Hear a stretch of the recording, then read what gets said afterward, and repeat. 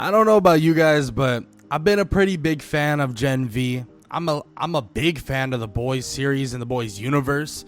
So I kind of keep an open mind about Gen V. I keep an open mind about, anything connected to the Boys universe, because honestly, I'm a huge fan of the Boys. Now, one thing I want to say with Gen V specifically, because that's what we'll be talking about today, is that Thomas Godolkin is the perfect villain. Not only just for Gen V, but for the Boys universe itself. Now, I'm obviously doing this before the last episode of the finale comes out, and there's a good chance that Godolkin ends up kicking the bucket in some sort of way. But I gotta admit, Thomas Godolkin is a peak villain, and honestly a peak idea for a villain as well. The idea that you have this monster hiding behind a mask this entire time. This monster that has been basically utilizing someone else as a human puppet. Yes, a puppet. That right there makes for an insanely awesome villain. Because at first glance, Godolkin seems like some sort of nurturing visionary educator, right? Like, that's what we heard about him. Like, that's what he is, right? His whole, literally, he is named after the school as well. Now, this is something that is kind of like, he's getting Soups ready for the future. He's doing this, he's doing that, he's doing this. And really, in all reality, it's not that simple. Because behind the scenes, behind his smile, behind his kind of face itself, it's this crazy manipulative mastermind who treats his students like lab rats, and it basically feels like he is creating something greater than they've ever seen before. And at the end of the day, what he reminds me of, and probably for those who read a lot of comics, if that's Marvel, DC, whatever, what he reminds me of is the comic version of Apocalypse. Yeah, we got the Apocalypse in the movies and stuff like that in X-Men. I mean, that was alright, but the original, like in the comics, Apocalypse is a big component of the idea of like this Darwinism idea, right? Survival of the fittest. The idea that the strongest will prevail and the strongest will be on top no matter what. And that is exactly what we're getting out of Thomas Godolkin. His true weapon, it's not even just his powers, his ability to control, but it's truly his vision, his emotional and psychological conditioning to shape shape students, to be obedient, to really want certain things and derive certain things and focus on certain things. Thomas Godolkin is really, really good at that idea. And obviously with Dean Cypher, we know that is Thomas Godolkin, Thomas Godolkin was controlling him and utilizing that version of him, or that version of whoever that guy was, to basically kind of push forward his own ideas and his own ideals. And frankly, it is a scary thing because he is creating and shaping students to be obedient. What he sees fit as a Soup, he is creating. He's convincing them that they are basically chosen. He's convincing them, that they are straight up going to be the future, and that it is do or die, and that they are at war. This is the stuff that Thomas Godolkin is putting in their heads, and the stuff that really a lot of them are probably going to eat up. I mean, at the end of the day, all they're hearing is that they're going to have so much more trauma if they don't stand next to each other, stand strong, and push up the powerful as much as possible.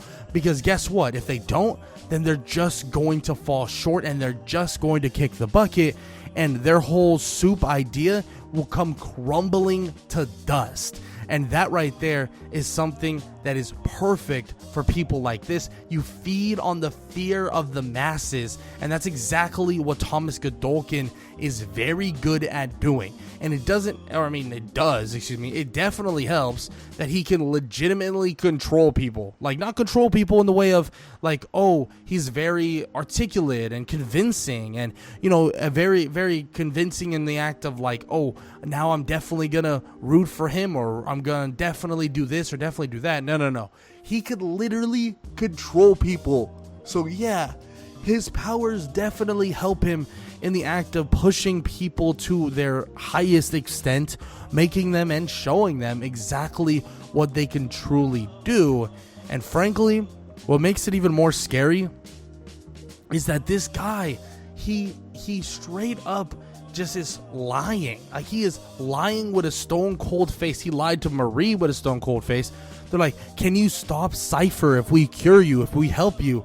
And I mean, to an extent, he has Stan Edgar fooled. I mean, Stan Edgar even said himself, like, oh, if Thomas Godolkin's still alive, he can help, he can do this. I mean, maybe we'll get a reveal, like, you know, in the last episode, or maybe later in The Boys or something like that. But it seems that Stan Edgar is also convinced of this guy, convinced that he actually wants certain things for Vought that Stan Edgar wants as well. But it seems like he doesn't. It seems like Thomas Godolkin wants superheroes at the top, but he doesn't just want soups at the top. He wants the greatest, the best, the most powerful soups at the top. Frankly, it makes him just as scary, if not scarier, than someone like Homelander. Having complete control over the people that you're surrounded by, controlling them, utilizing their own powers, kind of like to the highest degree they possibly can, puppeteering them all around. I mean, literally, this university, Godolkin University, is a lie. The rankings, the fame, the training, it's all engineered to keep soups competing, keep them distracted, keep them vulnerable, and make it so they never start asking questions. They bury the truth, they bury everything, and all they're trying to do is make soups the best they possibly can, because that's what Godolkin University was, to cover up the fact that they are legitimately kind of engineering and studying and just testing on children and children and children.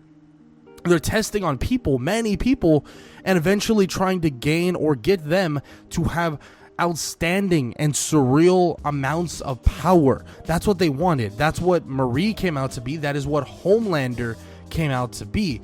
These people are being tested, are being pushed, and are basically transcending the bounds of what soups are completely. And Thomas Godolkin is at the front of all of it, legitimately at the front of all of it. And what makes it really scary is this guy, he's like messed up in the head. I mean, it definitely probably messes with you when you're 100 years old, but he's messed up in the head. Like, he's so frustrated, so mad that things don't go a certain way immediately that he starts beating himself. That's legitimately what's happening. He starts beating himself, and that's like, I'm like, dude, what is happening, right? Initially, when you're watching it, you're like, this is crazy, because why would Cypher, which we know obviously now the truth about everything, but why would Cypher hit this person, right? Hit this person.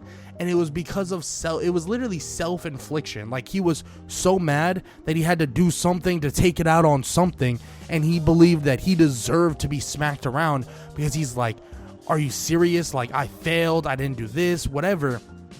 It is pretty damn crazy, kind of the messed up head that Thomas Godolkin has, but he is so damn cool. Like, genuinely, I think he is dope. Like, he is so cool in terms of his powers and his capabilities, because it's not your typical, you know, villain that's super strong, has a flashy power, maybe has a specific power to defeat, you know, like a Homelander, right? Like your Soldier Boy. I love Soldier Boy. Shout out to Soldier Boy, right? He's awesome. But the whole thing was he had the power of, like, you know, he was like a super soldier, super strong, fast, whatever. But he also had power embedded in him that could get rid of superpowers, or get rid of the compound V in the blood of the people that he's fighting or trying to end. And that was all raw power. With Thomas Godolkin, it's so different. It's not raw power, it's all control. And all control is something even scarier than somebody that is able to push over or crumble buildings. I think to an extent, it is scarier, way scarier, to have somebody that seeks out and gains full control over something and utilizes that full control to get exactly what they want and desire than have somebody who is overwhelmingly more powerful, stronger, can lift buildings and stuff along those lines. It's way scarier to have a villain that seemingly can control everything without even you knowing that exists, that it would exist, right? And it's really, really terrifying when you put it into perspective. Really terrifying when you start learning of the true legacy of what Godolkin is, what Thomas Godolkin, what the school is, and all of it. It's so horrifying how evil Godolkin really, really is. I mean, straight up his methods, his experiments, his ideology, the woods, everything. It seems to really connect that everything that was happening was genuinely to an extent because of him. Like, he was really, really building this idea. Even the idea of Cypher, right? The idea of Cypher, he's been around for a long time. So guess what? What does that have to mean? That most likely means that Thomas Godolkin has been basically controlling Cypher for the latter years of, like, I don't know, 20 something years, because that's when Marie was basically born and got her powers, right? Or at least was embedded with Compound V. So he must have been around a very long time in a vegetative state, knowing that eventually this was his only way out. How psychopathic, how insane do you have to be to basically have yourself on death's door, basically almost gone, kicking the bucket, and you're trying to hang on bit by bit, strand by strand, and little tiny piece by piece, trying to hold on to life, hold on to your beliefs, and hold on to that next generation. And eventually you get it. You find that success. You walk outside, the sun's glowing on your skin, and you feel it, and you can breathe in the air once again. You can feel every single piece of like leaves falling all around you. You can feel everything. You can sense everything. You know what you have to do now, and you know exactly how it's going to happen.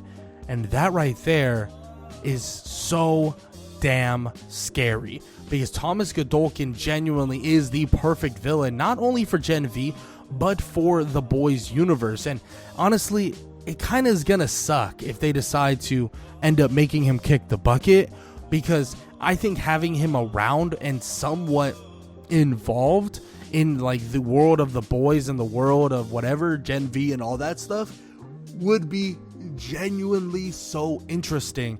And on top of that, shoot, I wouldn't mind a bad ending where Thomas Godolkin decides that he's going to take over Marie entirely and does just that, or somehow finds a way to do just that. But in my opinion, he probably can't because of her blood kind of like abilities, and it probably prevents him from doing so. But I would love to see Marie kind of take the dark mantle a little bit, right? Kind of drift over to the dark side a little bit, kind of realizing what she needs to do to make sure that her sister maintains her own safety, make sure that the people she cares about stays safe. Because we all know one thing, Marie Monroe has a hero complex.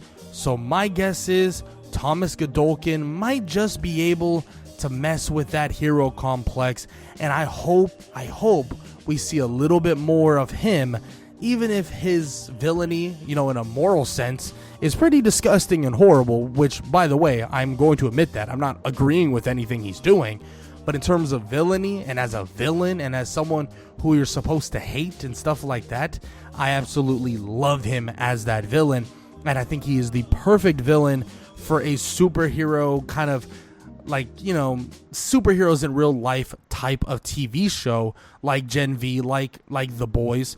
It is perfect to have a villain like him, because Thomas Godolkin controls it all, and he's basically this puppet master that you just don't know what's gonna happen next. And you really look at it and you're like, how are you supposed to stop him, and how are you supposed to end his little kind of dream that he's been pushing for the last 100 freaking years? Now, with that said, I hope you guys enjoyed the video. If you did, show some love, leave a like, leave a sub, leave a comment down below. Let me know what you think about Thomas Godolkin. Do you believe he's the perfect villain? And also, what do you think about him in general as a villain, as a character, and stuff along those lines? I love Dean Cypher and I love Thomas Godolkin throughout this season 2 of Gen V. I thought they were freaking awesome, and I thought the idea of them was awesome, and he definitely gave me comic book apocalypse vibes. And I thought, dude, I mean, this was a beautiful villain that they created for this season, and I would love to hear what you guys have to say about it in the comment section below. I hope you guys enjoyed the video, and I hope you guys enjoyed the video. Show some love to the video as always, and if you did enjoy this video, YouTube believes you'll enjoy this one, so might as well go check it out.